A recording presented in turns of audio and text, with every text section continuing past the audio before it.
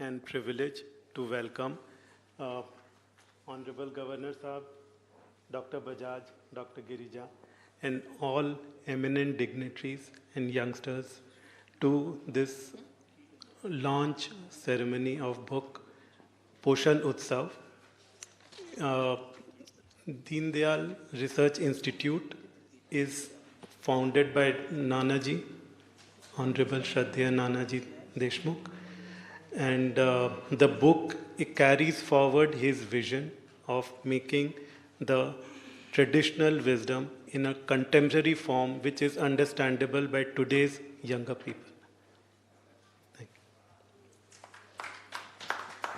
Thank you, sir. Ladies and gentlemen, Thiru Anup Agarwal, member DRI General Body, will now felicitate the Honorable Governor.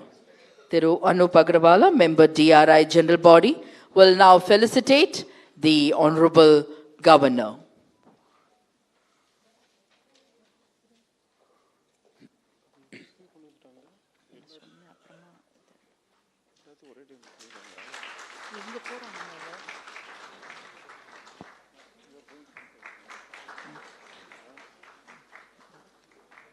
Thank you.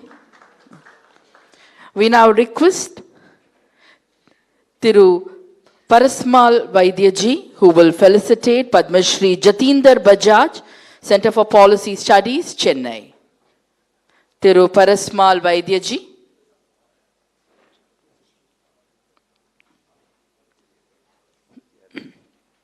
Dr. Meena.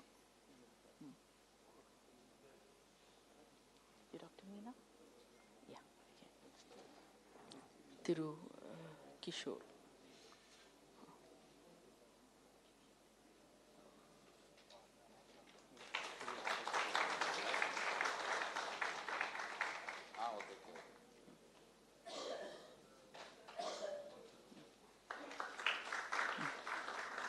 Thank you. Dr. Meena, the Associate Editor of Poshan Atlas, will now felicitate Dr. PLT Girija, Ayurvedacharya and Nutritionist, Chennai. Next, we request Thiru Kishore, Social Worker, who will felicitate Thiru Atul Jain, General Secretary, Deen Dayal Research Institute, Delhi.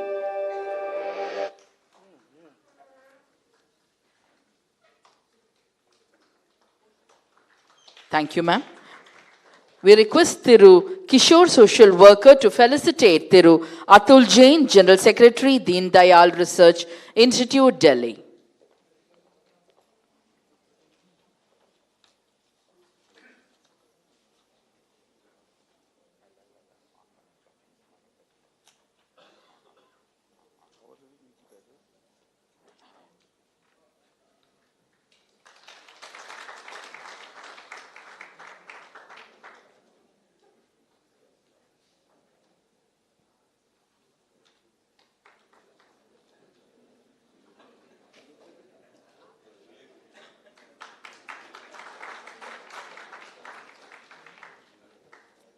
We now request Thiru Nitin to felicitate Thiru Devinder Jain, Trustee, Samast Mahajan, Mumbai.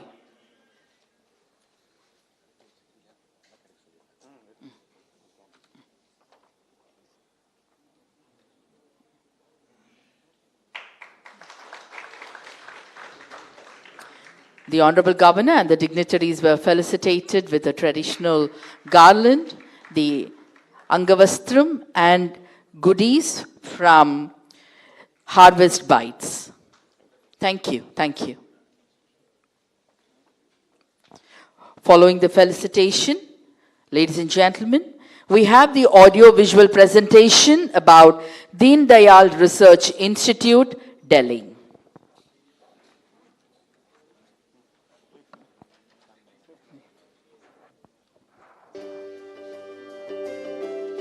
The DRI, Deen Dayal Research Institute, an epitome of the Indian approach to development, a model of integral humanism in action, a unique creation of a modern-day Rishi, Nanaji Deshmukh, now a Bharat Ratna.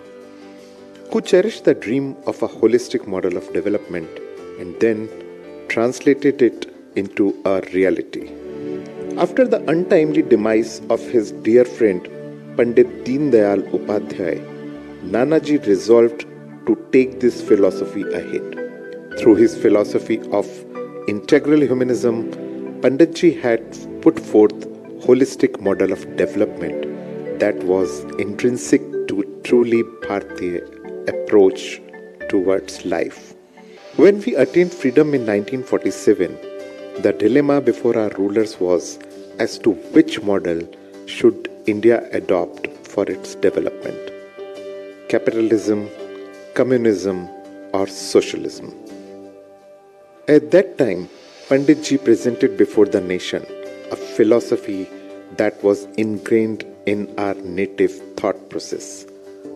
After his death in 1968, Nanaji founded DRI to elaborate before the nation various aspects and dimensions of Panditji's philosophy of integral humanism. One of the foremost pracharaks of Rashtriya Swayamsevak Sangh, Nanaji had read the pulse of the nation. He had no doubts that decentralization of governance was panacea to all its ills. He was at the pinnacle of his glory when Nanaji announced renunciation from active politics and took a plunge into the Herculean task of social transformation without being dependent on the government. With people's initiative, their participation and their involvement. And in a few months, Gonda model was there before the nation, towering high. Deendayal सोच संस्थान ने महात्मा गांधी और दीनदयाल उपाध्याय के मार्गदर्शन के अनुसार गांव-गांव में प्रत्येक आबादी को स्वावलंबी और स्वाभिमानी और कर्तृत्ववान बनाने का प्रयास किया। ईश्वर कृपा से इन प्रयासों को व्यावहारिक धरातल पर सफलता मिल रही है। Nanaji made socio-economic transformation through rural reconstruction the mission of his life. Naturally, eradication of poverty was his first and foremost objective. And to achieve this first zero, he embarked upon a model that would strive for 4 other zeros. 0 unemployment, 0 illiteracy, 0 disease, and 0 conflict.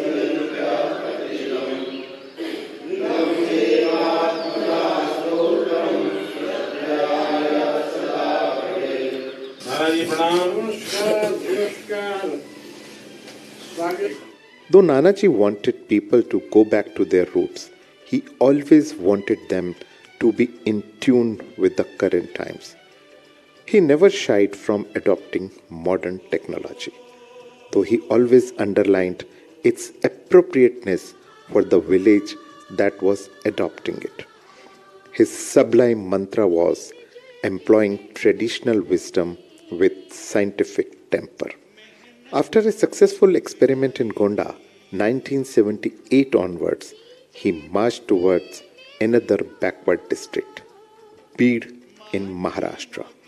And finally, he landed in Chitrakoot, the abode of Vanvasi Ram, which he made the laboratory of his experiments with integral humanism. खेतों में फिर नाचेगी फसलों की नई जवानी, खेतों में फिर नाचेगी फसलों की नई जवानी, दुल्हन बनकर फिर से सजेगी अपनी धरती रानी, अपनी धरती रानी। हर हाथ को देंगे काम, हर खेत को देंगे पानी, हर हाथ को देंगे काम, हर खेत को देंगे पानी। He evolved a model that would take care of all human faculties, man, buddhi, atma, sharir, that is, body, mind and soul, with heart at the center.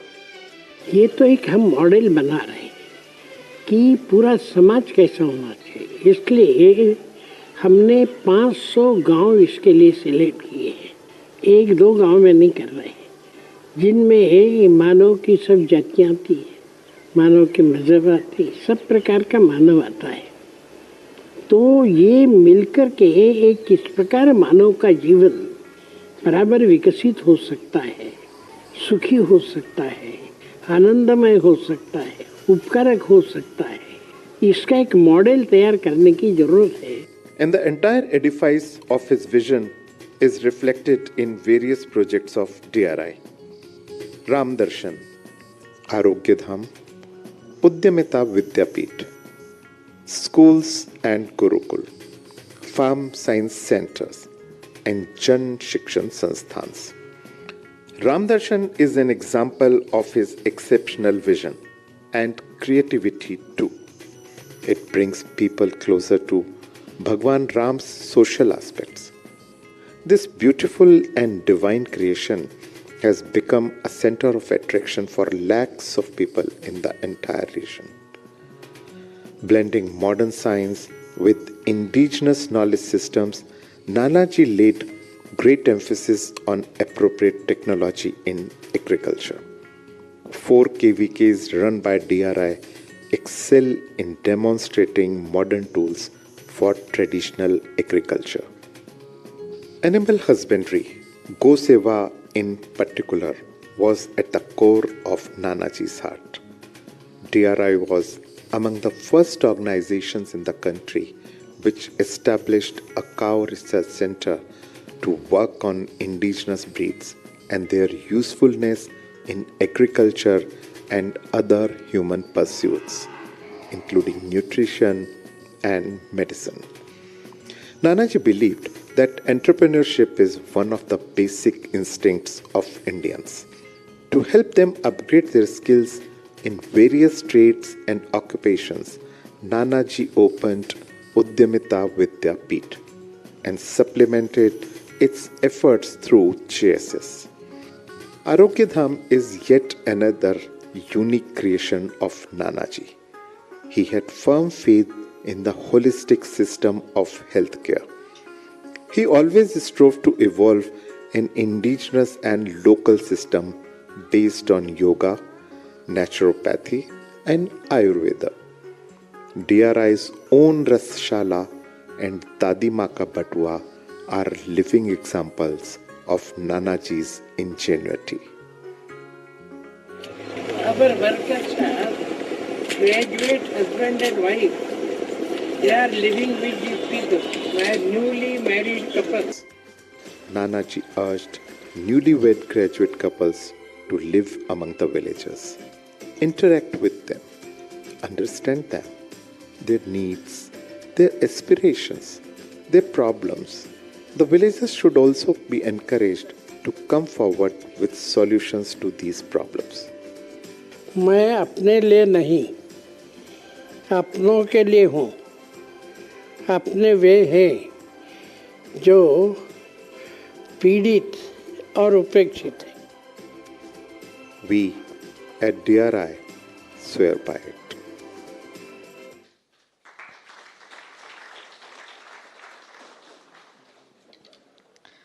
Thank you. Ladies and gentlemen, we now request Dr. Amit Goswami, the Associate Editor of Poshan Utsav, to give introduction to the program. A very good evening, a very good morning to one and all. Very good namaskar. We are here for the regional launch of this Poshan Atlas, celebrating nutrition through cultural wisdoms. This is basically 6th in the series of this regional launch, and we are launching it in all the state and union territories of our country because it's cover all the cultural wisdom of food and nutrition of our country. This program was first launched by our Honorable Prime Minister Shri Narendra Bhai Modi ji along with Shri Bill Gates. Followed by, we are launching it in different states. We have already launched in Kerala, Punjab, Gujarat, and other states. This is 6th in the series, as I discussed. And I am basically an agriculture scientist, so I can assure you that our nutritional security is basically through cultural wisdoms, which is transferring from one generation to another generations through our forefathers, our mothers and sisters. And the cultural practice is the best way for our nutritional security. And we assure you that through this compilation, we can transfer this knowledge from one generation to another generations with the help of you all, you young generation and other dignitaries who is sitting off the dais. Like you people, we are able to transfer the information from one generation to other generation. As these practice which we compile in this nutritional atlas is basically time tested. So this is the best way for transferring one generation to another generation, the nutritional wisdom of our country. And we are planning to launch it in all the states through the pious hands of honorable governors and chief minister of the states. And also we are trying to publish this nutritional atlas in different regional languages with the help of National Book Trust. So we request you all to kindly join us with this movement of spreading cultural wisdoms through traditional practices by spreading this news of this Poshan Atlas. This is basically for the young generations who is basically, if they are healthy, happy, fit, then our country will move forward in a very healthy notes. So thank you one and all for joining us. Namaskar. Thank you, sir. We now request Padma Shri Thiru Dr. Jatinder Bajaj, Director, Center for Policy Studies, Chennai, to address the gathering.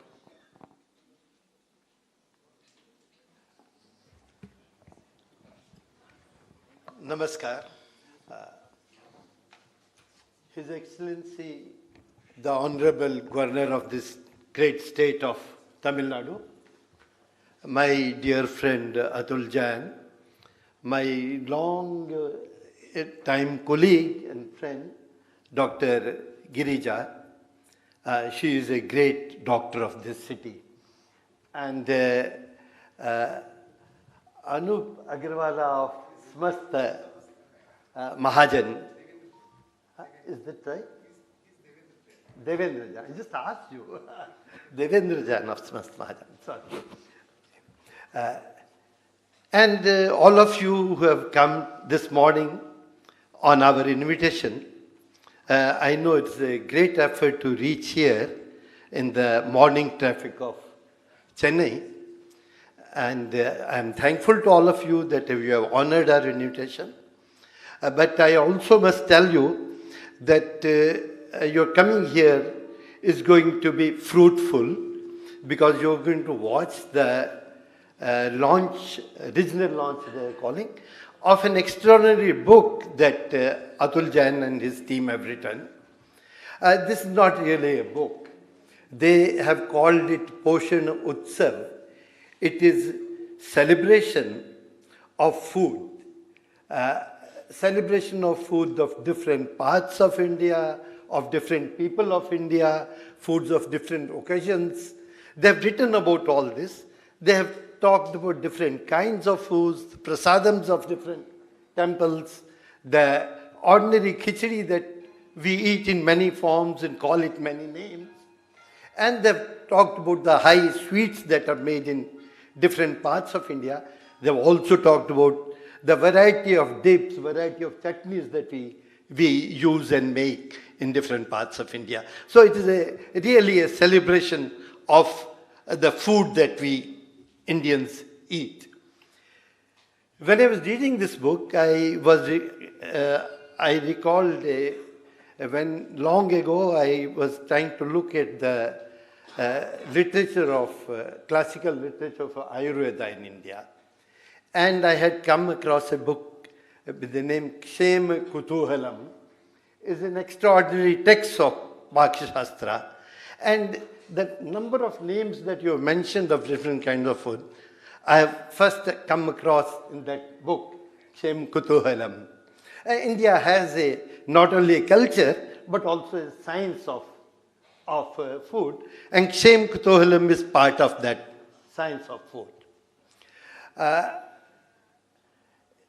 Atul Jain has been telling me that one of the inspirations for the book that they have created is one book that we had written in early 90s by the title Annam Bahu Kurvita, the celebrating the Indian discipline of growing food in plenty and sharing food in plenty.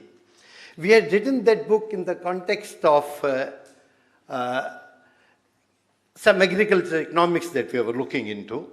And we had found that India, for several centuries, perhaps from the coming of the British into India, has been living in scarcity of food. And we wanted to see what traditional India has to say about it. And we had the opportunity to look at the classical literature of India. And that is an entirely different world. And one of the key notes of that world is Annam Bahu Kurvita, Tad Vratam. They have used this, this is a quote from the Three Upanishad. They have used it on the first, I think the first page of their text. And this means multiply food many folds. This is the inviolable discipline of being human. Vratam here is a Vedic Vratam. And Vedic Vratam is not a moral discipline, not an economic discipline, not a dharmika discipline. Vedic Vratam always means, an Adesha of the Veda means that this is the way of being human. This is an ontological discipline. Because you are a human being, you must ensure what the Veda is telling you, which in this case is Annam Bahu Kurvita. I don't have too much time. That's, in fact, that opened a lot of new things before us. But the Vedic Adesha is not only Annam Bahu Kurvita. The next Anuvaka tells us, Na kanchana vasto pratyachakshita, and which I am not very good at Sanskrit, but it means that do not turn away anybody who comes to your door seeking food. Feed everybody. And then it says, Tasmat yayakaya cha vidya bahu annam prapnuyat. That's why, by whatever method, ensure that you have a plenty of food, and then cook a large amount of food, declare to the world after cooking, announce to the world, food is ready, please come and partake of it. That is what the Vedic texts are telling you. And you look at Dharma Shastra texts, they'll tell you that there's this much maligned Manusmriti. It has almost 300 verses on what you do before you sit down to eat yourself. And the main thing it is telling you that before the Dampati, the Grihastha, sits down to take food for herself, himself, and incidentally, Medadeti insists the time of eating for the Dampati is the same. It is not different for the wife and the husband, it's the same time. And that time is when everybody else has been fed. All the Brityas have been fed. All the weak and feeble have been fed. All the Atithis and Abhyagatas have been fed. That is when you sit down to eat. And after giving these 300 verses, Manu goes about blessing the Grihastha who sits down to eat after having fed everybody else. And he says, be always a Vigasashi, always partake of Vigasa, always partake of Amrita, because Vigasa is what is left after feeding everybody else, and Amrita is what is left after carrying out the yajna. Always eat Vigasa and Amrita, because what is not Vigasa, what is not Amrita, what is not Amrita, there's a name for that also. Rik Samhita tells us that Kevalago Bhavati Kevaladi, the one who eats for himself alone, eats only sin. What is not Vigasa, it is Agasa, it is sin. That is the kind of country we have. That is the kind of civilization we have. It insists that nobody ever eats before ensuring that all aspects of creation have been satiated, everybody else has been fed, and nobody is eating alone for himself or herself alone. Thank you. Thank you, sir. We now request Dr. P.L.T. Girja, Ayurvedacharya and nutritionist, to address the gathering.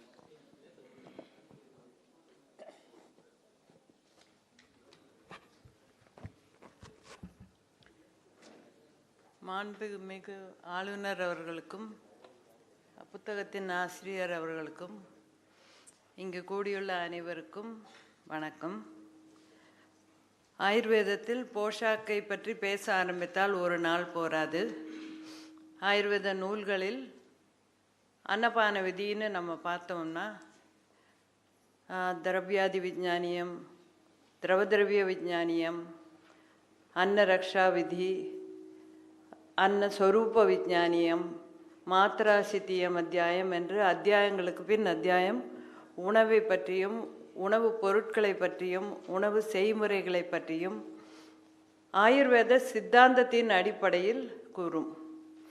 நான் ஆயுர்வேத சித்தாந்தம் உணவை பொறுத்தவரையில் என்னவென்று பார்த்தால், முதல் அடிப்படை சித்தாந்தம் மிகினும் குறையினும் நோய் செய்யும் நூலோர் வழிமுதலாய் எண்ணிய 3. வழிமுதலாய் என்றால் வாயு, பித்தம், கபம் ஆகிய 3ம் மிகினும் குறையினும் உடலில் நோய் செய்யும். ஸோ உணவை பொறுத்தவரையில் எல்லா உணவுப் பொருட்களையும் வாதபித்த கபத்தின் அடிப்படையில் தான் நமது சாஸ்திரம் கூறுகிறது.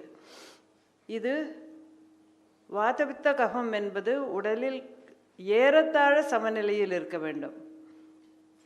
ஸோ உணவுப் பொருட்களை நாம் உண்ணும் பொழுது அதன் குணங்களை நாம் புரிந்து உண்ண வேண்டும். இரண்டாவது, அறுசுவை உணவு என்று சொல்லுவோம். உணவை பொறுத்தவரையில் 6 சுவை, 7வது சுவை ஒன்று இயற்கையில் கிடையாது.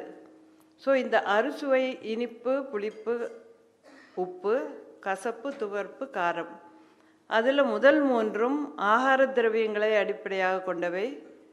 கசப்பு, துவர்ப்பு, காரம் ஔஷத பொருட்களை அடிப்படையாக கொண்டது.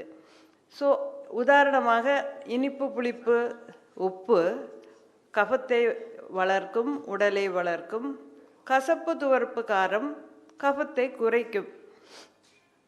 அடுத்த ஒரு கோட்பாடு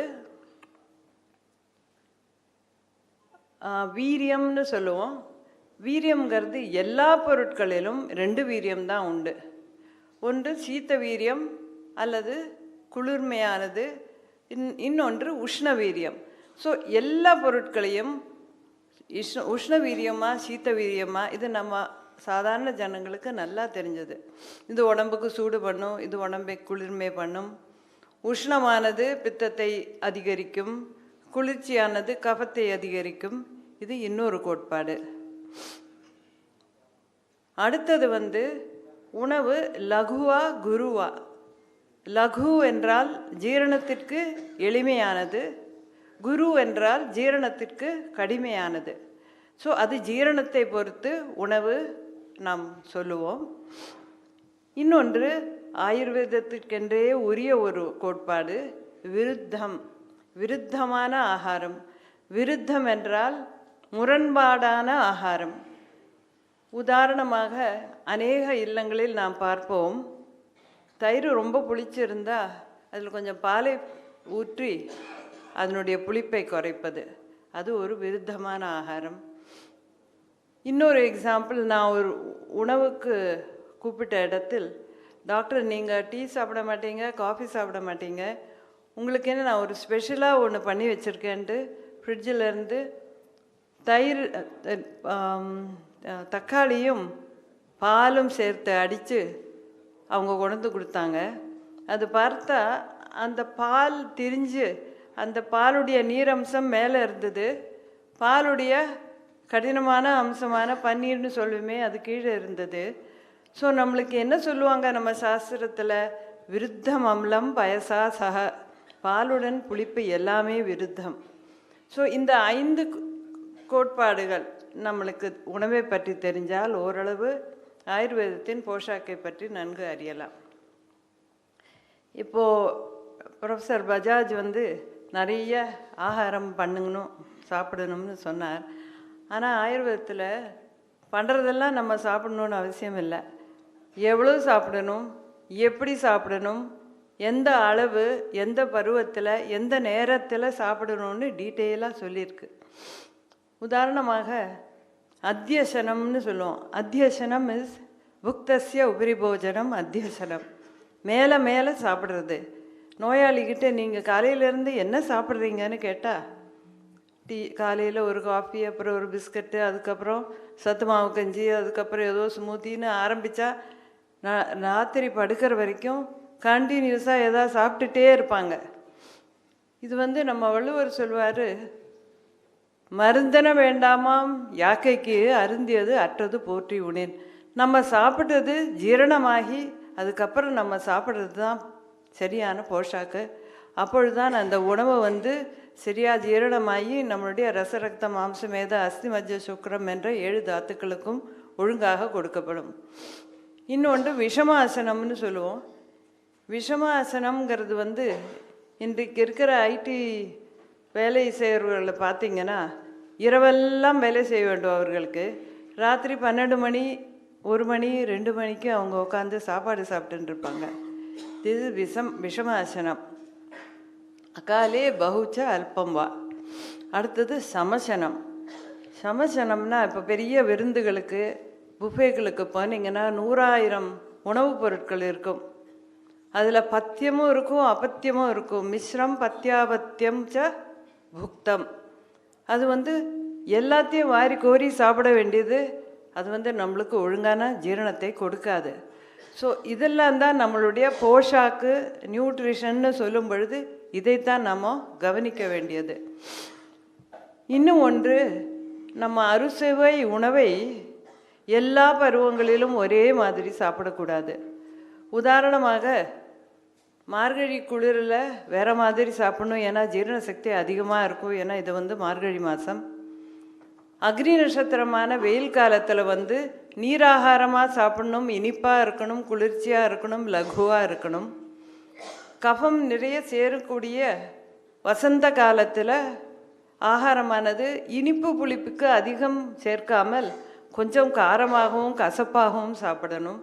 ஸோ நம்மளுடைய அறுசுவை உணவை பருவங்களுக்கு ஏற்றவாறு சரியான அளவில், அளவு என்றால் திடமான பொருளை அரை வயிறு சாப்பிடணும், திரவங்களை 1/4 வயிறு சாப்பிடணும், பாக்கி 1/4 வயிறை காலியாக விடணும். இதுதான் அளவு. இதற்கு மேலே வந்து எந்த நேரத்தில் சாப்பிடணும்னு கூட நம்ம ஆயுர்வேதம் சொல்லும். பிரசிஷ்டே விண்மூத்திரே அப்படின்னா சிறுநீர் மலம் கழித்த பிறகு, விசுத்தேச்ச உத்காரே நம்ம வந்து ஏற்கனவே சாப்பிட்ட உணவினுடைய சுவையோ மனமோ இருக்கக்கூடாது. தேஹேசு லகவ், அதுனா உடம்பு வந்து லேசாக இருக்கணும். வாதே அனுசரதி, வாயு வந்து மேல் நோக்கி ஏப்பமாக வராத கீழ் நோக்கி போய்கொண்டு இருக்கணும். இந்த மாதிரி தென் அக்னவ் உத்ரிக்தே, வயிற்றில் இருக்கக்கூடிய ஜாட்டராகனின்னு நம்ம சொல்கிற அக்னியை வந்து நல்லா எரியக்கூடிய டைமாக இருக்கணும். தென் பசி நன்றாக வளர்ந்துருக்கிற சமயமாக இருக்கணும். இந்த மாதிரி நேரத்தில் தான் நம்ம சாப்பிடணுமே தவிர டைம் பார்த்து 10 மணியாச்சு சாப்பிடணும், 12 மணியாச்சு சாப்பிடணும் நம்ம சாப்பிடக்கூடாது. நம்ம எல்லா விதிகளையும் சரியாக உண்டாலும் சிலது வந்து நம்மளுக்கு அஜீரணத்தை ஏற்படுத்தும். உதாரணமாக அத்தியம்பு பானாத். அத்தியம்புனா எக்கச்சக்கமாக தண்ணி குடிக்கிறது. சிலர் லிட்டர் கணக்காக குடிப்பாங்க. ஏன்பா இப்படி குடிக்கிறேன்னா அது நம்ம உடம்பில் இருக்கிற டாக்ஸின்ஸ் எல்லாம் ஃப்ளஷ் அவுட் பண்ணணும்னு சொல்லிடுவாங்க. ஸோ அத்தியம்பு பானாத். விஷமாசனாத். விஷமாசனம் நான் ஏற்கனவே சொன்னேன். சந்தாரணம். சந்தாரணம்னா உடலில் 13 வேகங்கள் உண்டு. பசி, நீர் வேட்கை, சிறுநீர், மலம், அந்த மாதிரி 13 வேகங்களை வந்து தடுக்கிறது. ஸோ சொப்ன விபரியம். சொப்ன விபரியம் என்றால் பகலில் உறக்கம் கொள்வது, இரவில் கண்விழிப்பது. So atyambupanat vishamashanat sandharanat swapna viparyescha காலேபி சாத்மியம் லகுச்சாபி புக்தம் அன்னம்ன பாகம் பஜத்தே நரஸ்ய. நம்மளுக்கு இது எல்லாம் இருந்தாலும் இந்த மாதிரி செயல்களில் ஈடுபட்டால் நம்மளுக்கு சாப்பாடுங்கிறது ஒரு பொழுதும் சரியாக ஜீரணமடைந்து போஷாக்கு நம்மளுக்கு கொடுக்காது. ஸோ இத்தனையும் கூறிவிட்டிருக்க நம்ம அப்போ என்ன தான் சாப்பிட்றதுன்னு ஒரு சிலர் கேட்கலாம். ஸோ ஆயுர்வேதத்தை பொறுத்தவரையில் ஒரு பேலன்ஸ் டயட்டுன்னு நம்ம சொல்கிறது சீலையே சாலி கோதுமா யவசஷ்டிக ஜாங்கலம்னு சொல்லுவாங்க. அது தானியங்கள்.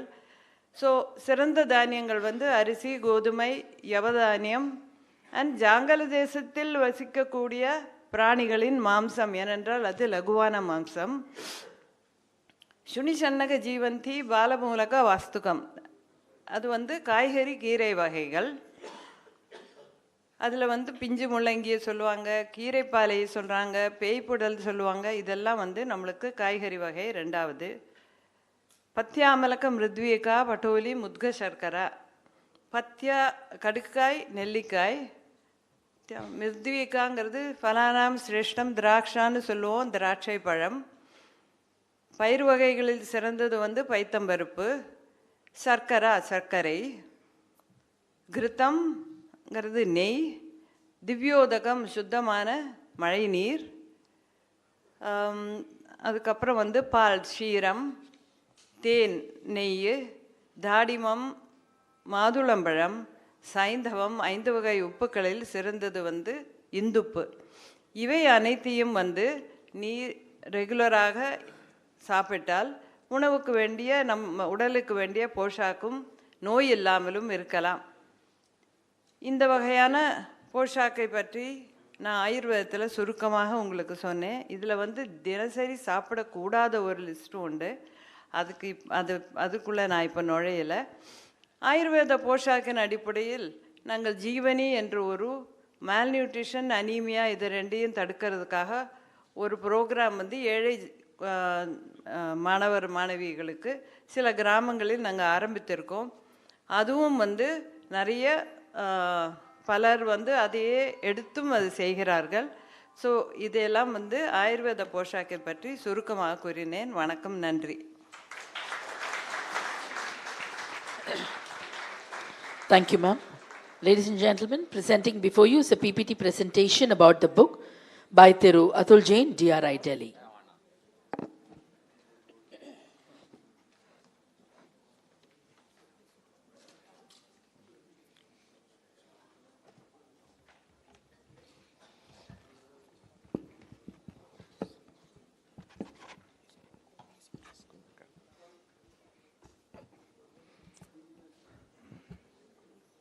Vanakkam. Honorable Governor Sir, Adithanar through R.N. Raviji.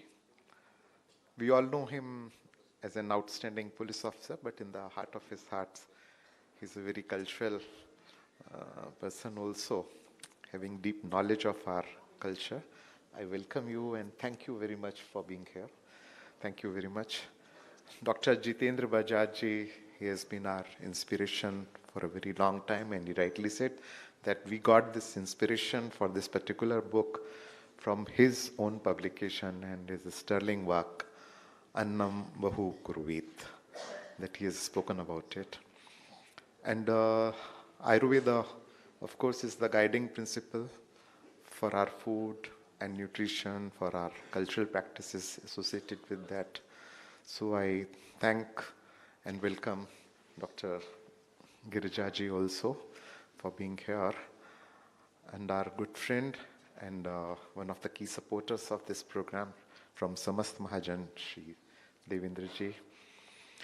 All the cultural practitioners who are sitting before me among the audience and our dear friends. When I say that the cultural practitioners, because you may not be knowing sometimes consciously that you are practicing cultural practices just unknowingly through your prasad, through your day-to-day life. In your day-to-day life, you maybe through the folk, through the rituals, customs, and festivals, of course. So while we were doing some research on the traditional wisdom in the country through DRI, we have been practicing it in our villages. We have seen our villagers working over there. And unknowingly, or knowingly sometimes, they do practice all these things. But we decided to compile these things all across the country. And we learned from the common man all these things that we have compiled in this book. And that's why we have dedicated it to the collective wisdom of the common man, to the common people, the villager. And we really learned everything that has been written in this book. From the villagers all across the country, our team visited 26 states. We went to small villages and then we asked them what their practices are. Sometimes we had to remind them that, oh, you are doing this great work and you really do not know that this is how you are contributing to the general well-being of the nation through these practices.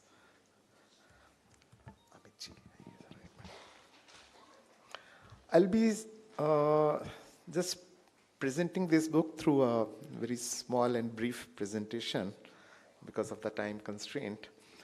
And we have gathered here to celebrate nutrition as the name of the book suggests. It has been dedicated to our founder, our inspiration, Nanaji, and as I said, to the common man. These are the ingredients. When we say ingredients for nutrition, it means the contents of the book. And you will see from that, it will be a soft copy of the book will be immediately shared after the program, after that has been released by the Honorable Governor, sir. And so we are starting it with the celebration in a Tamil wedding, through a Tamil wedding song. I'll just request my friend Jyoti ji to just read it out to you in Tamil itself, so that you feel connected to it. வணக்கம். அதாவது நம்ம ஊரில் எந்த கல்யாணம் நடந்தாலுமே ஒரு தலவாழை இலை போட்டு அந்த தலவாழை இலையில் உப்பு ஊறுகாயில் ஆரம்பித்து பருப்பு ஒரு 3 கூட்டு பொரியல் அண்ட் அரிசி பருப்பு ரசம் எல்லாமே சேர்ந்து போடுறதுல 4 விதமான சாப்பாடு இருந்தாலுமே அந்த சாப்பாட்டில் எல்லா விதமான போஷாக்கும் இப்போ மேடம் சொன்ன மாதிரி தேவையான எல்லா போஷாக்கும் ஒரு கல்யாணத்தில் கண்டிப்பாக அதை தான் தலவாழையில் போட்டு நம்ம கொடுப்போம். Thank you. Then this book that Adithanar Bajajji mentioned, it was Annam Bahu Kurvid that we really got inspiration was. It was about the abundance. And when we have abundance of food, plenty of food grains with us, then we have a sense of sacrifice. We do share our food. This is the invocation of Syavad Mata. This is in Rajasthani language. But when we presented, when Mr. Bill Gates presented the first copy of this book to the Honorable Prime Minister Shri Narendra Modi ji, he read it and he said, oh, we have got this song in Gujarati also. So now we will be having it in the Gujarati edition. And then we went to other states. We were told that we also have got this song in this kind of song, not exactly this invocation, but in their own languages, in their own regions. This is what is invocation of the God, that whatever we have got, first it should go to others, everybody, including the thieves. That's what they said, all the creatures and the thieves and the relatives and the sadhus and saints, and to the coffers of the government also. And if something is left, please give it to my children, leave it for my children. So this is the kind of sacrifice, the sense of sacrifice that we Indians always demonstrate. So these are some of the traditions in the this Vasant Panchami. I think it is celebrated all over the country, but this is about something from north. This is a very important ritual of Menak. When a girl is attaining puberty, at that time, her elderly people will tell her how to get ready for the next generation. And there is a song in Tamil for this, through which she is taught what to eat and what not to eat. So that is there in the book. When you get a soft copy of it, then you will be able to go through it. This is about pumpkin. Pumpkin is a vegetable which is normally, at least I can tell you about North, it is not really liked very much by the young generation. But among the in the prasad of all the temples and in all the feasts of every region in the country, all the feasts, when I say all the feasts, it means really all the feasts. It is called differently in different parts of the country. But it is so nutritious, and easily available, easily affordable, and in certain parts of the country, it is not for sale. Even now, it is shared, it is lying in the fields. One can pick up as much as he or she wants, as much he needs, and then it is cooked at home. Colostrum is a very, very important aspect of the rituals and the customs of this country. And I'll request Jyotiji to நம்ம ஊர்ல சீம்பால் வந்துட்டு கண்டிப்பா அதை சாப்பிடாத ஆளுங்களே யாருமே இருக்க மாட்டாங்க. அந்த சீம்பால்ல மாட்டுக்கும் சரி தேவையான இம்யூனிட்டி கொடுக்கும், சாப்பிட்ற நம்மளுக்கும் சரி இம்யூனிட்டி கொடுக்கும். நம்ம வீட்டு மாடு கண்ணு போட்டுச்சு அப்படின்னால ஊரில் இருக்கிற எல்லாருக்குமே அந்த பாலை வந்து நம்ம ஸ்ப்ரெட் பண்ணுறது, that is a part of our culture.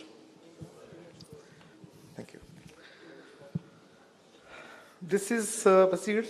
I don't think it's very popular in this part of the country. This is lotus stem, but there are similar rituals for this also. This is also for sharing, and it's very nutritious.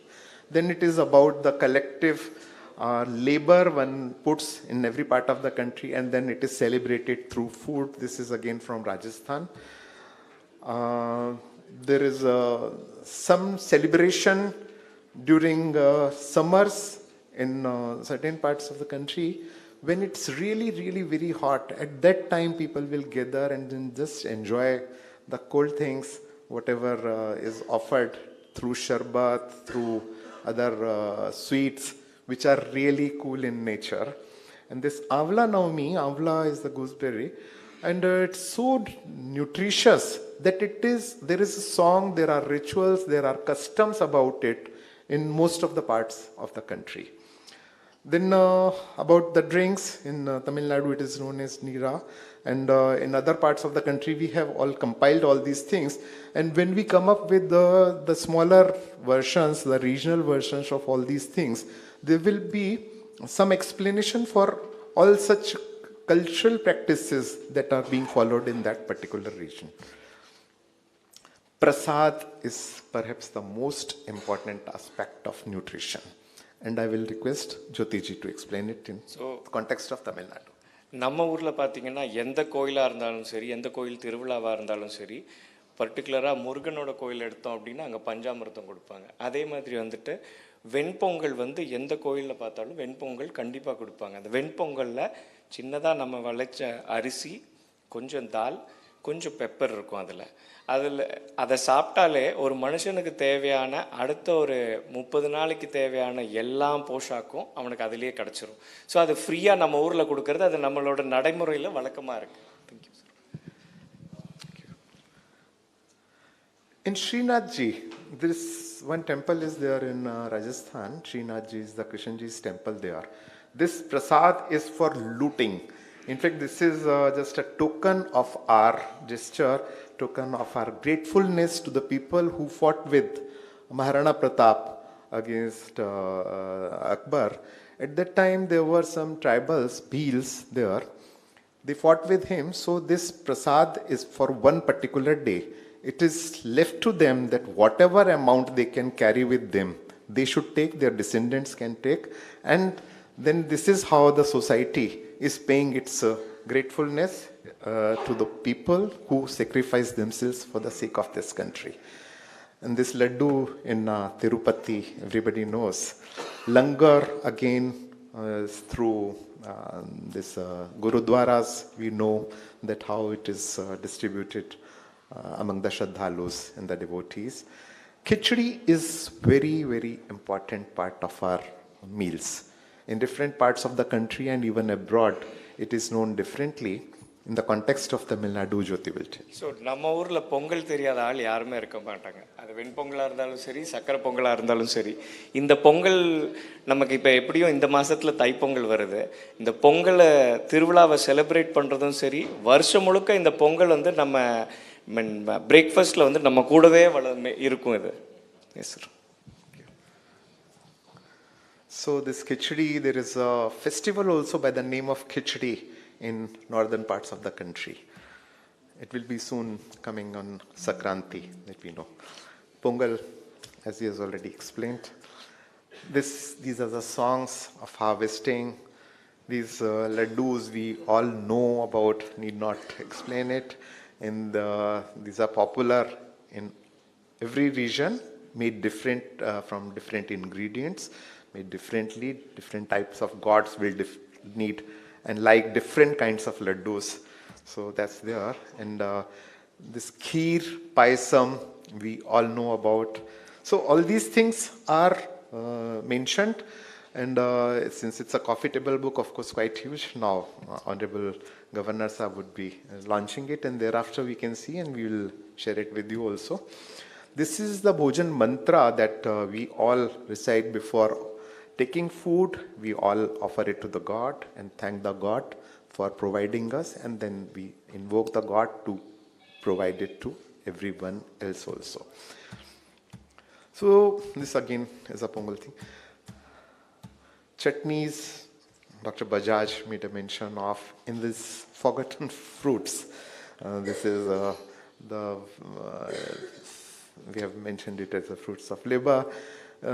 Samast Mahajan in Gujarat, their organization had organized a very good feast of such fruits which they have collected from different parts of the tribal areas in the state of Gujarat. And they are so nutritious, they are just forgetting about them. They are trying to revive it. And there are cultural practices, there are songs, there are folk songs about it. Every part of the country has folk songs. This is something about vegetables in Manipur, the variety and the biodiversity, how is it reflected? Again, the gods taking their food, how it's being offered in Manipur, 108 kinds of things are offered to Lord Krishna in the Govindev temple there. Pan again is very important part of our culture. நம்ம ஊர்லேயும் வெத்தலை பாக்கு இல்லாமல் வந்துட்டு அது எந்த பூஜையும் இருக்காது, எந்த சாப்பாடு நம்ம சாப்பிடும்போது இதை நம்ம மிஸ்ஸே பண்ண மாட்டோம். And this is invitation to the feast, and on the last cover, back cover, you will see invitation to the wedding feast that is still prevalent in Uttar Pradesh and Bihar in particular. This is a song it's a folk. Of course, sometimes it has evolved over the years, over the centuries. These are the things that were served during Rama and Sita's wedding. So people still celebrate, and pudi kachori, etc. and laddu. All such things are offered, and this is how everyone is invited to the wedding, because it's an integral part of our culture. Thank you very much. Namaskar. Namaskar. Thank you, sir. With your presentation, you have tantalized our taste buds. And just 15 minutes more for us to enjoy a great lunch. Ladies and gentlemen, we now humbly request the Honorable Governor to launch the coffee table book, Poshan Utsav. And we request the editors also to join, Dr. Amit and Dr. Meena to join.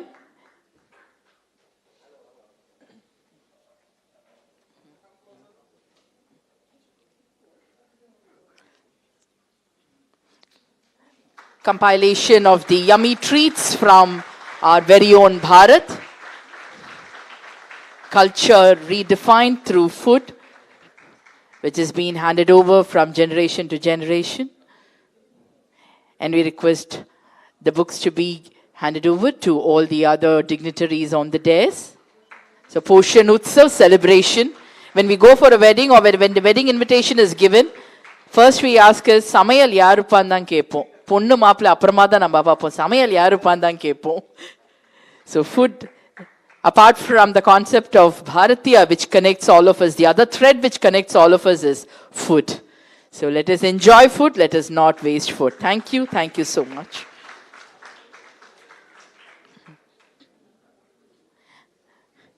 We now humbly request the Honorable Governor to address the gathering.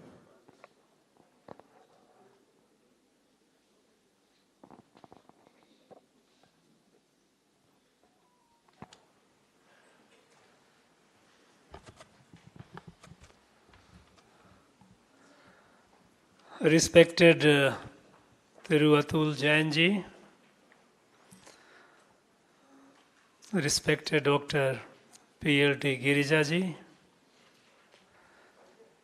respected Dr. Jatinder Bajaj ji, respected Thiru Devinder Jain ji, who are on the dais, and all the distinguished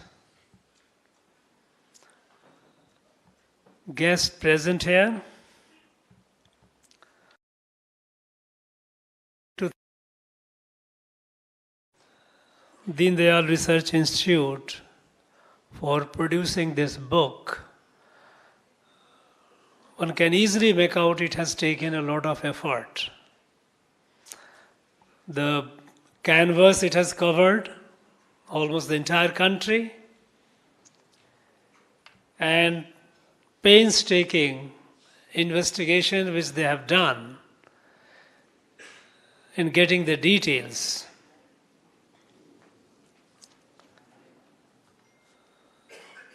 It is a laudable effort. Of course, our country is so large, so big, that perhaps Atul Jain ji should think of another edition, because there are not many things, there are so much that it cannot be covered in any book, howsoever thick it might be, because our country is so large and diverse, and our culinary, our food practices are so traditional food practices I'm talking about, right from the production, collection, processing, cooking, all this are so diverse, so huge, that we need a series of such books to cover what our country has to offer. Yes, about the book Atul Jain ji has mentioned. Jatinder Bajaj ji talked about the aspects of food production and how nutritious food could be in detail. And of course, Dr. Girija, she is very renowned practitioner of Ayurveda. People all over the country, those who have not met her, they also know her works. She has beautifully mentioned about how to eat, when to eat, how much to eat. All these, she has given a detail. In fact, it is kind of a short tutorial on eating and its benefits. Friends,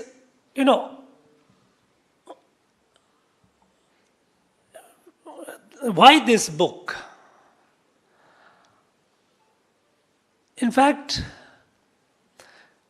we are at a time when, frankly speaking, I have a sense that we have lost. We feel like we are a lost people. We do not know who we are. And as a result, this vacuum, this drift, is being filled by tastes and practices from external sources. Today, for example, you have McDonald culture, you have KFC culture, you have Maggie culture and all those things. You know, there's fast food coming up and all. You see a general drift. And it's not from today, even at my childhood, not in my childhood, I must say that those days things were different a little, but much later, not much later. When market started invading with the products and coming with researches and so-called researches that mother milk is not good, give Ferex. So you find young, newly educated, learned, believing too much in modern research. Mothers have started moving away from mother milk to Ferex and some things like. There are places where it started, no, it is more nutritious than even the cow milk. All kinds of things have started. So we got confused. Friends, this country, we must know that our country, Bharat, we know it is a civilizational country. We all talk about it, but do we really appreciate what it means? Because in about 200, 250 years, so much damage has happened, which has brought us to a stage where we are now finding it difficult to answer the question who we are. Until 200, 250 years ago, our country was so food sufficient. We didn't know what is famine. Plenty of food. If you look at the British record here of early 19th century, this place, our rice production used to be 6 metric ton per hectare. Now 6 metric ton per hectare, even Japan, for them it is an ideal, which is supposed to be the most advanced rice producing country. Today, in our delta region, average production is about nearly 3.5 to 4 metric ton per hectare. We do that. But the fact is, we used to produce. And we used to produce variety of foods. Every region. We never looked at when we say ours is a civilizational country, we never looked at food merely as an object or a material to quench the hunger. No, it is much more than that. Because our view has been a holistic view of life. We never looked at things in isolation. Even when we looked at anything in isolation, not completely we put a blinker that we don't see the whole. Every time we saw the part in the context of the whole. And that is what integral humanism, based on which Dina Thanthi Research Institute is working. They also are trying to see these things in practices. So food, for us, it was not mere an object to quench our hunger. It is looked at in multiple ways. First, it is a divine. We all do prayers. Nowadays, perhaps the modern generation might not be doing, but a generation before they all did it. And they did it in every part of the country. I have seen this in the most tribal areas of our country, not educated people. Way back in the remote areas of Nagaland, I have eaten food with the villagers. When they sit, they will be on the floor, in the plate when the food comes. Elderly people, not the younger one have a little moved away. They will, before they start eating, they will pick up some morsel of rice. Quietly they utter some. This is a thanksgiving to Mother Earth. And to put it on the side as a matter of gratitude. The food is not to be wasted. In my childhood, my mother will not allow any of us to waste any food. Even a morsel of rice on the table should not be a plate, thali, it must be completely clean. If you have taken more, you better eat. Don't no question up, so that you learn that how much to take. Don't waste food. You know, food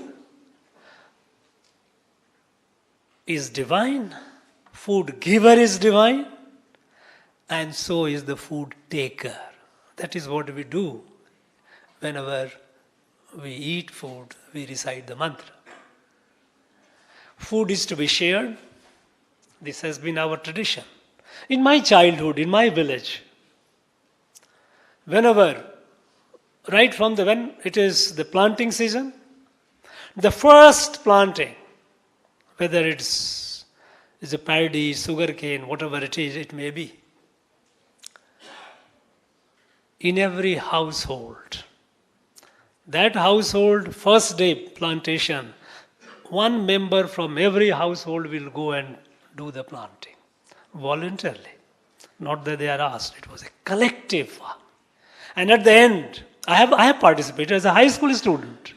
I have gone in so many houses when their farming first plantation time came. And in the evening, go to the house and you eat at their house, at the person in whose field you have gone and done the plantation. Whenever, we used to have sugar cane, not for sugar factory, but it is we to produce jaggery. And when the jaggery is being made, at the time when, I don't know, many of those of you who have experienced it, at the time when it is ripening, by boiling, concentration ripening, the fragrance is so intense and it goes to such a far off distance that any passerby will know that yes, jaggery is being made. And then they would come. And when they come, everyone, if invariably under some tree it is being cooked, if it is a mango, then mango leaf on that, a piece of the jaggery is given to every visitor. Sometimes one would wonder. At that time, nobody wondered. But today, I think some of men, oh my God, you have given so much to others. Yes, this is to be shared. Yeah, the food, sharing the food has been our tradition.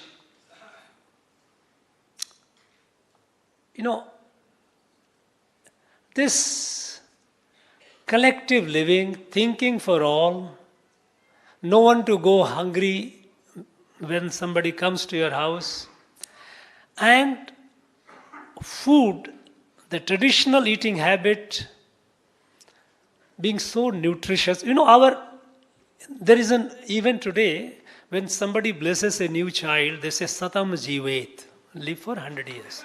Because living for 100 years was an injunction, it was expected. It's not that living for 100 years is something which was miracle. It was expected for people in this country to live for 100 years. And those who are living in a traditional way, they are still living for 100 years. I have shared my experience with many people. When I was in Nagaland, which is a state of villages, there were n number of people over 100 years. N number, countless. Of course, it is a different matter that the young fellows are dying at the age of 50, 60. That's a different matter because of the lifestyle. Now, our life philosophy, which originated several thousand years ago, since the time of the Vedic period, it has been translated into our cultural practices. Practitioners of all those philosophies, they may be illiterate, and many of them are, but they know what they are doing. May not be the metaphysical aspect of it, but through practices they have been carrying on.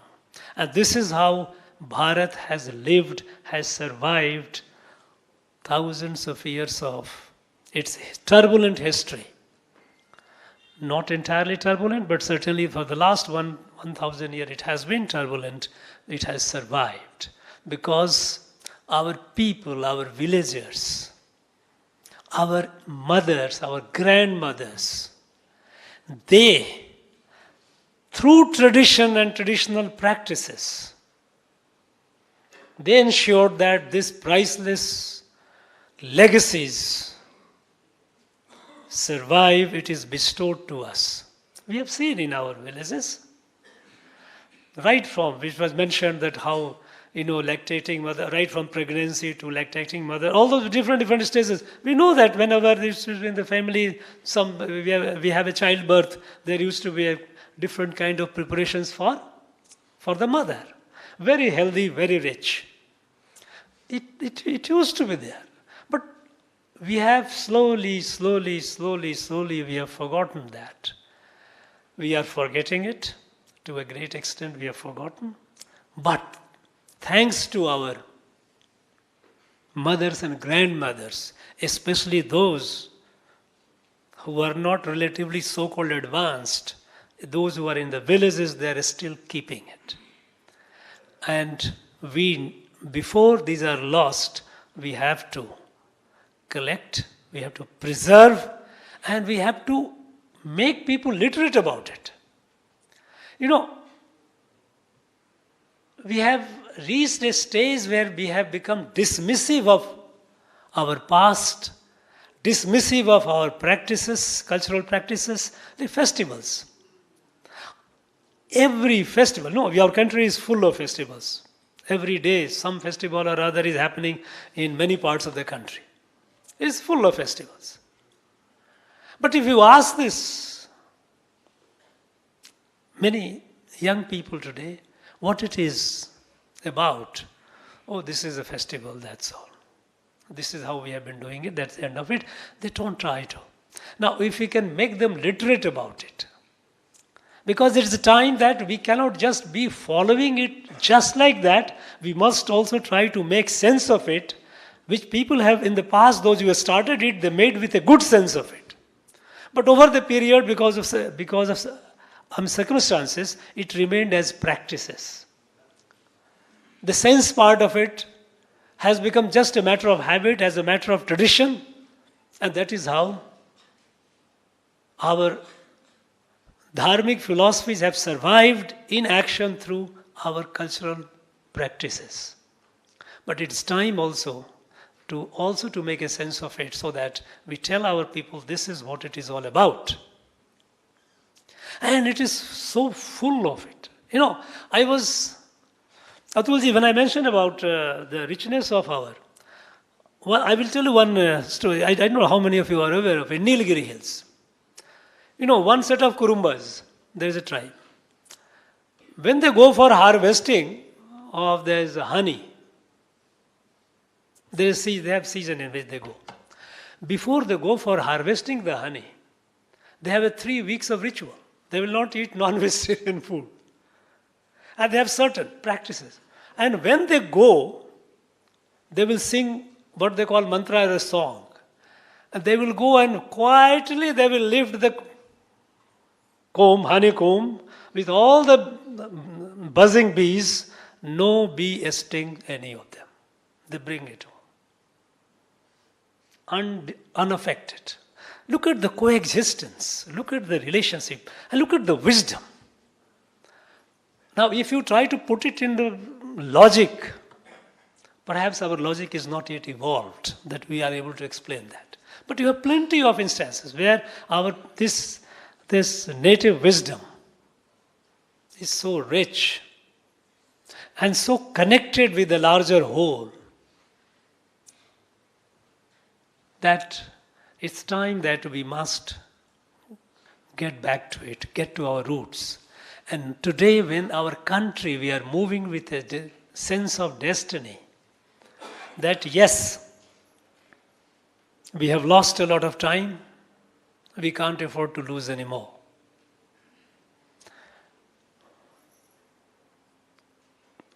We have to be a fully developed country, self-reliant country,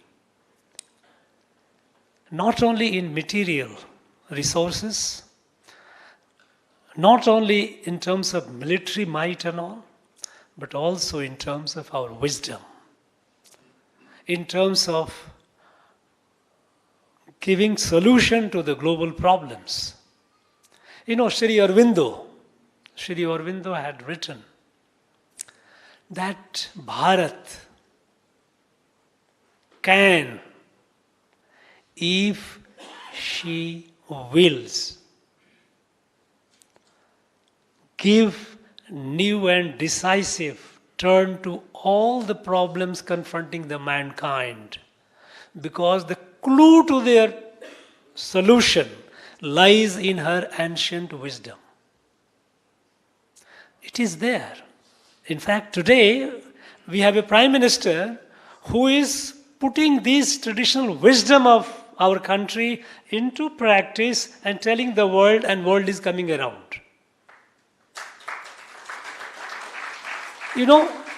Bharat has, first of all, as we said, for food, it is not just, it is mine, it is for all.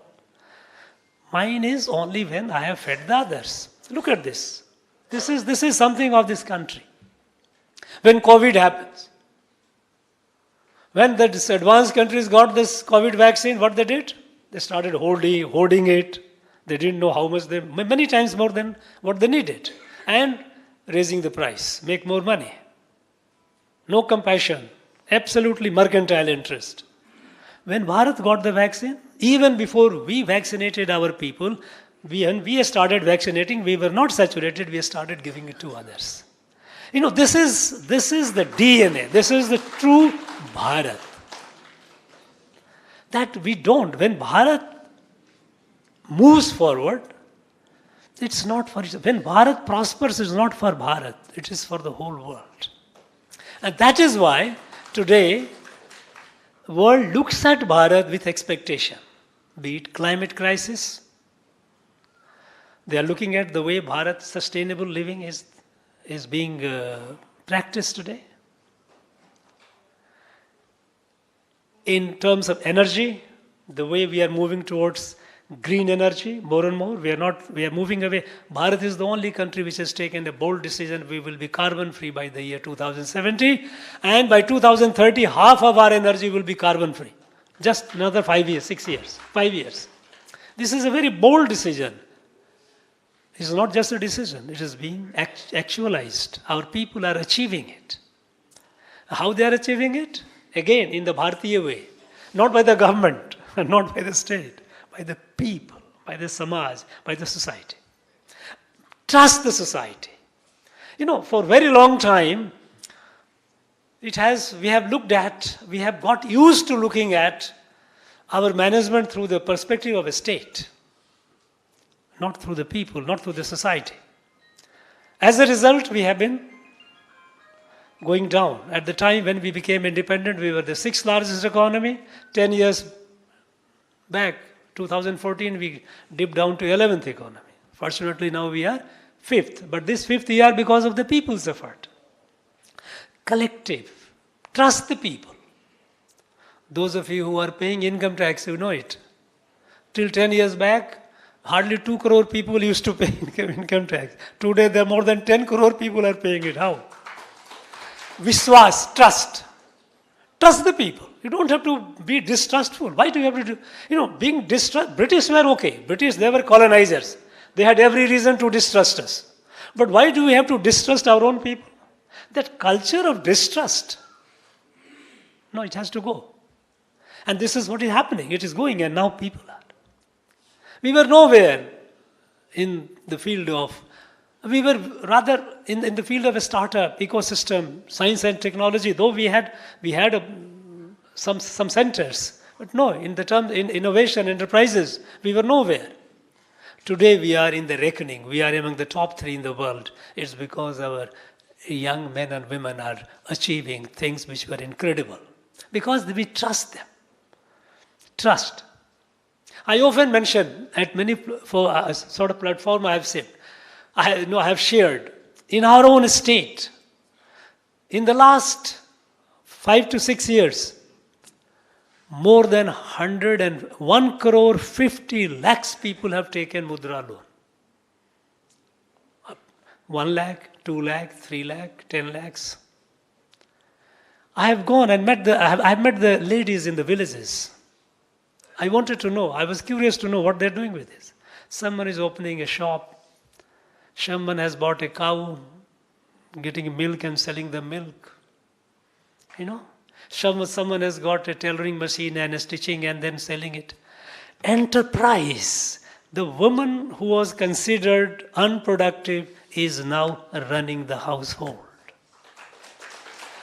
And then this is collateral free. You don't have to, because it was made easy. Earlier we did not trust our people. He said, if you give the loan, whether the loan will come back or not. Why do you have to start with a distrust? Our own people. And then when we started trusting them, look at the wonder. So when we are moving ahead with a very clear sense of destiny, that this is our destiny, we have to by 2047 reach a position where we should be able to be the light of the world. We should be able to save the world. We should be able to help all the people in the world, not only for ourselves, the whole world. That capability when we have, when we are progressing, developing materially, scientifically, technologically, we cannot just grow on a Western model. It has to be our model. And our model is integral model. When life is not seen in isolation, life seen in holistic. We are all. This is what our Ayurveda is. You go to a doctor, go to a modern big hospital, a guy who knows teeth, he will only know teeth, nothing more than that. What happens to the rest of things, he is not concerned about it. Somebody is a heart specialist, a great guy, heart specialist, knows nothing about it, as if heart is everything. But go to an Ayurveda doctor. The Ayurveda doctor looks at the body holistically. We don't look at. So this is a way of, till the other day, modern medicine people were, calling them is the snake oil, is all nonsense. Now they are all coming around. Because when the life is getting complex and they are facing their limitation that they cannot find the answer to many of the problems, whereas there is an answer somewhere in the traditional wisdom, there is something great. I tell you, there is so much this country's heritage, wisdom heritage, intellectual heritage, traditional heritage, all those need to be preserved. And in this regard, our food, our heritage with respect to our food practices, right the whole production to processing, to its distribution, what we had, how nutritious they were, the food were, how holistic they were. We mentioned about this festival food. Yes, we all know how rich the festival food, how holistic the festival foods are. All these need to be compiled, preserved and disseminated. In fact, I have suggested, I was sitting on the dais, I was suggesting Thiruvathul Jainji that this book, I would like to propagate it among our educational institutions, our university and colleges. They should know,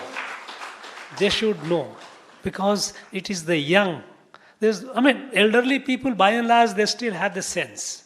But what we need to initiate, those who are basically the young people, they should know the worth of it, how priceless has been this heritage and how good it can be. And that too, with our local resources. We don't have to go far off. It's all there. Different climate, different geography, different seasons. We know that how even the food, the seasonal food, how the winter, what to eat, summer, what to eat, rainy season, what to eat, what not to eat. These were all which we all were told by, not only told, but in our houses, our mothers, grandmothers practiced it. But these are all getting forgotten. We need to preserve it. So I thank and congratulate Deen Dayal Research Institute and all those who are associated with it for producing this wonderful book. It is coffee table. I think it's a soft copy. I'm not very sure it is, whether it should be more and more popularized, and we need many more edition of it, many more volumes of it, because our country, as I said at the beginning, is so diverse, so rich, and nothing should go waste.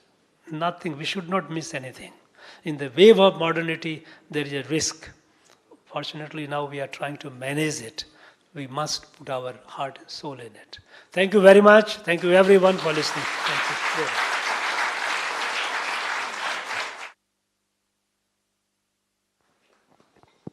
Thank you, sir. We now request Dr. Meena Kumari to propose the word of thanks.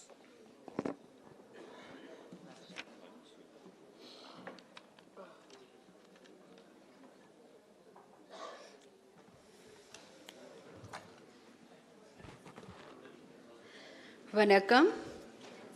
Thank you all on behalf of the India Research Institute, New Delhi, for gracing this occasion. Our special thanks to Honorable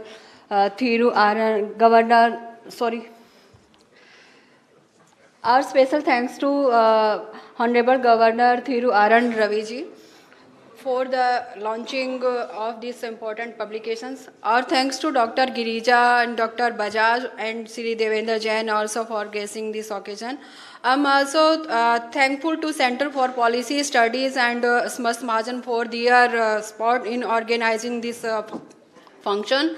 I also thanks all the guests in front of me, including their dear students, and the DRI also thanks all the officers and staff of the Raj Bhavan for making this program successful.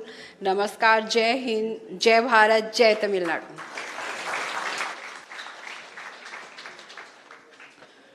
Ladies and gentlemen, we request all of you to rise up for the national anthem.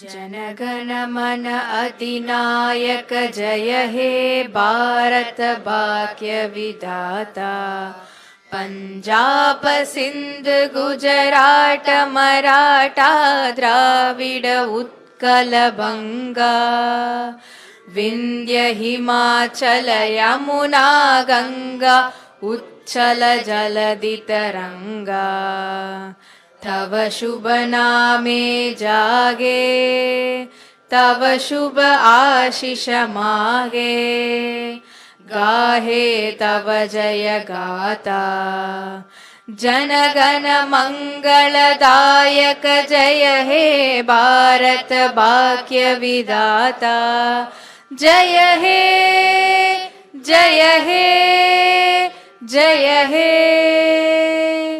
जय जय जय जय हे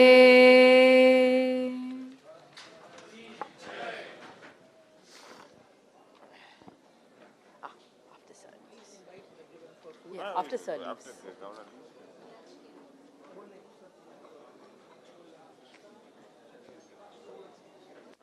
Students king then, sir? Okay.